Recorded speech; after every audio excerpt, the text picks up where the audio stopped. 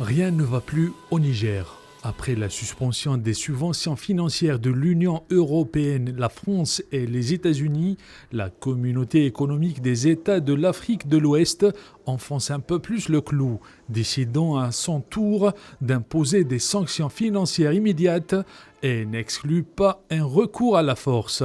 Un ultimatum d'une semaine donné à Niamey pour un retour à l'ordre constitutionnel. Dans le cas où les demandes de l'autorité ne sont pas concrétisées dans un délai d'une semaine, nous allons prendre toutes les mesures nécessaires pour rétablir l'ordre constitutionnel en République du Niger. Ces mesures peuvent inclure le recours à la force. À cet effet, les chefs d'état-major de la défense de la CEDEAO doivent se réunir immédiatement. On tient pour responsables tous ceux qui ont provoqué les violences et ont terrorisé les citoyens et résidents innocents du Niger.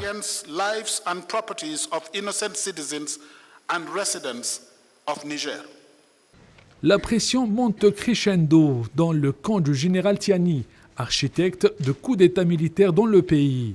La CEDEAO adopte également une batterie de sanctions contre Niamey. Dans l'intervalle, les mesures suivantes doivent être appliquées avec effet immédiat. Premièrement, la fermeture des frontières terrestres et aériennes entre les pays de la CEDEAO et le Niger. Deuxièmement, institution de la zone d'exclusion aérienne de la CEDEAO sur tous les vols commerciaux à destination et en provenance du Niger. Suspension de toutes les transactions commerciales et financières. Geler toutes les transactions de services, y compris les transactions énergétiques. Geler les avoirs du Niger dans les banques centrales de la CEDEAO. Gel des avoirs de l'État nigérien et des entreprises publiques et parapubliques dans les banques commerciales. Suspension du Niger de toute aide financière et transactions avec toutes les institutions financières.